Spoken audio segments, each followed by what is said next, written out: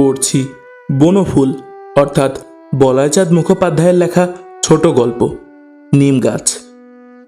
গল্পটি গ্রন্থালয় private limited প্রকাশিত বনফুলের গল্প সমগ্র প্রথম খণ্ড থেকে পড়ছি। কেউ ছালটা ছাড়িয়ে নিয়ে সিদ্ধ করছে, পাতাগুলো ছিঁড়ে শিলে পিষছে, কেউ বা ভাজছে গরম তেলে।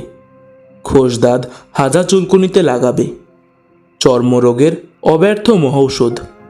কচি পাতাগুলো খায়ও অনেকে, এমনি কাঁচাই কিংবা ভেজে বেগুন সহযোগে। যকৃতের পক্ষে ভারী উপকার।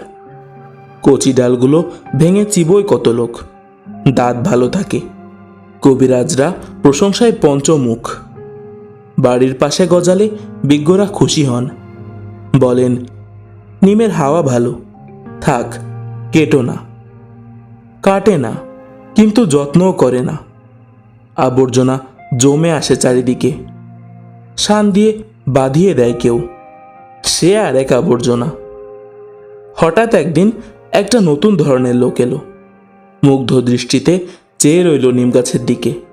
ছাল তুললে না, পাতা ছিঁড়লে না, ডাল ভাঙলে না, মুগ্ধ দৃষ্টিতে চেয়ে রইল শুধু। বলে উঠল, বাহ কি সুন্দর পাতাগুলি, কি রূপ, থোকা থোকা ফুলেরই বা কি বাহার। এক ঝাঁক নক্ষত্র যেন নেমে এসছে নীল আকাশ থেকে সবুজ সায়রে। বাহ। খানিকক্ষণ চেয়ে থেকে চলে গেল। কবিরাজ নয়, কবি। নিম গাছটার ইচ্ছে করতে লাগলো লোকটার সঙ্গে চলে যাই, কিন্তু পারলে না। মাটির ভিতর শিকড় অনেক দূরে চলে গেছে। বাড়ির পিছনে আবর্জনার স্তূপের মধ্যেই দাঁড়িয়ে রইল সে।